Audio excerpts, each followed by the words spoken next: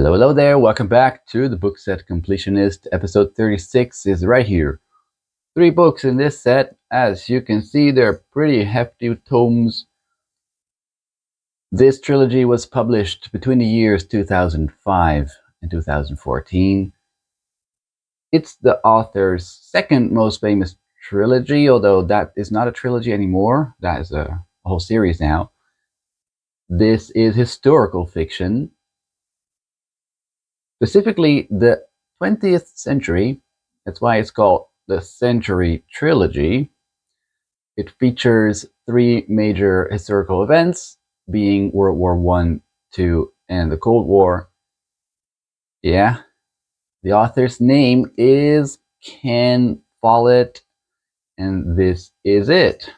The Century Trilogy featuring The Fall of Giants, covering World War I, then what's this called? Winter of the World, featuring World War II, and finally The Edge of Eternity, featuring the Cold War. Now, as you can see, these are not secondhand. I actually bought these as a set. Oh, what sacrilege. Long time ago, actually 10 years to be precise, I was at a book fair, and there I got them. But guess what? 10 years later, I still haven't read them. Poor books. I will. One day, I will read you. But look at them, man. It's a major time investment. Fine, let's go to the reviews.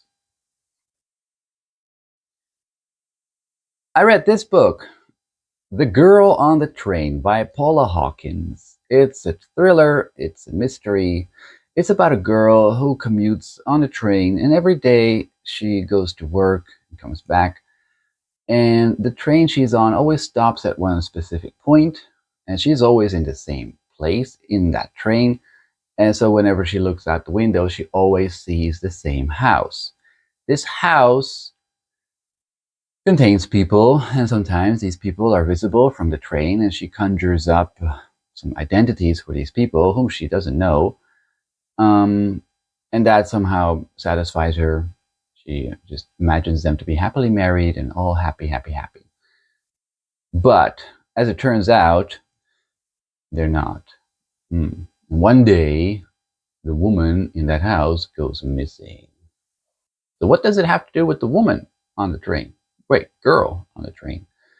Turns also out that the house that she sees every day is only a few houses away from the house she used to live in that same street, with her former husband, who is now married to another woman, but still living in that house. Yeah. The girl is a tragic figure. She used to be married to that guy, tried to get pregnant, didn't work out. She started drinking, became an alcoholic, lost her. Oh, wait, should I say that? Well, I don't know. This is a book from 2015, so I think by now most of the thriller fans would have read it. Can I spoil it? Well, the girl has become an alcoholic and has lost her job, and she's still on the train every day just to pretend that she still has a life, also to sort of hide the fact that she was fired from her roommate. But anyway, so she tries to get in touch with her ex-husband. It's all very embarrassing. And then at some point, that girl whom she sees every day goes missing. And then there's a mystery. Who did it? Who's the killer? Who is responsible? And so what follows is that she gets involved with her ex-husband, some other guy, a psychiatrist, some other girl, the babysitter. What was it? Well, it's a little bit of a triangle, love triangle kind of thing. The trick here is that the girl drinks so much that she has blackouts of the things that she has done, and that sort of shapes her memory, or rather lack of memories. So what the girl remembers and what we as readers are told is not what actually happened. And that is what the whole book relies on to keep our suspense at the highest level. Like, oh, the girl remembers this, but how could that be? Oh, I feel like something is missing from my memory. Duh, duh, duh, duh, duh, duh. And so she tries to figure it out. Um, and then eventually the author releases these memories as they really happened to us readers. So I think it's a cheap trick. Okay, you have a what they call an unreliable narrator, remembering things in a certain way that doesn't reflect reality, and then we as readers read that and we're wondering like, oh, if that's what she remembered, then what? How could that have happened? Yeah, okay, fine. You can just hide everything from the reader that way and then reveal it at the end as, oh, now suddenly she has an epiphany and all the memories come flooding back to her, and that's when she remembers who the real killer is. I think it's cheap. Yeah, no, I don't like that. So I didn't like this book either. Uh, Fine. Next. Then there's this book, Jake Needham, The Ambassador's Wife, published in 2008. Mr. Needham is well, I think it's safe to say not a very famous author. He writes specifically in the crime genre, situated in Southeast Asia. Singapore and Thailand is where this story takes place. I happen to live in one of these countries, and so I know quite a bit about the place where it happens, and that is the appeal. Otherwise, it's a fine crime thriller, but it's not like exquisite. So this centers around a Singaporean police inspector who has to investigate a gruesome murder. Now, murders don't happen a lot in Singapore, so that makes it special.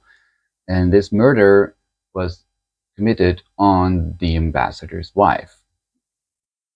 And it's an American ambassador's wife from the American ambassador. So that also raises the stakes. An American.